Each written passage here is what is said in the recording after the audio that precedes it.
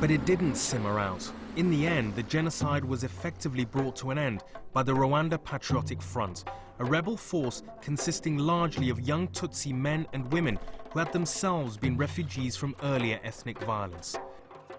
Today, those rebels have become the official army of Rwanda. But despite the US's inaction during the genocide, they are now bound to the US in one of the closest military alliances on the continent. The question is why? Ladies and gentlemen, General Ward. Well, this is where a curious difference in presentation arises. The Americans are keen to stress the buzzwords, partnership, and the need to build stability and security in the area. We indeed are a committed partner, doing things that will help promote stability and security in the region, on the continent, and by so doing, that stability is felt around the world.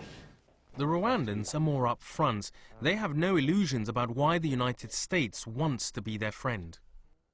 We are not naive to believe that the United States doesn't have economic interests in the region. Rwanda does not have a lot to offer in terms of economic incentives, but Rwanda has a lot to offer in terms of its position in this area.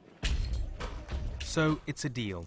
Rwanda gets health and military training from AFRICOM, and the US gets a loyal ally in a country whose neighbors, most notably the Congo, are dangerously unstable but rich in the resources and minerals which the United States of America needs.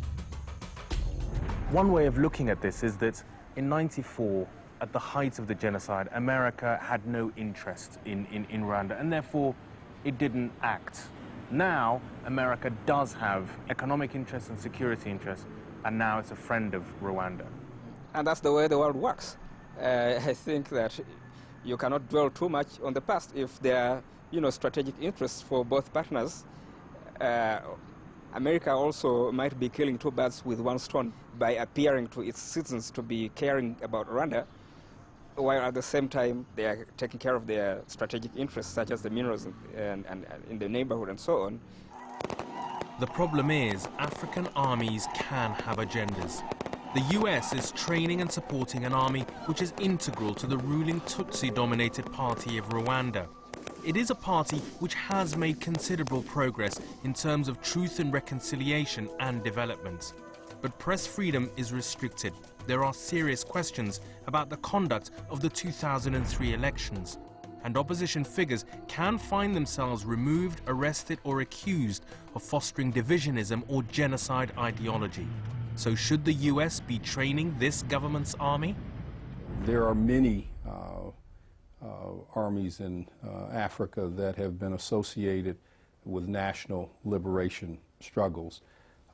And it is important that those armies evolve from guerrilla armies into professional armies, subservient to civilian, constitutional, and democratic authority, just as it is in the United States.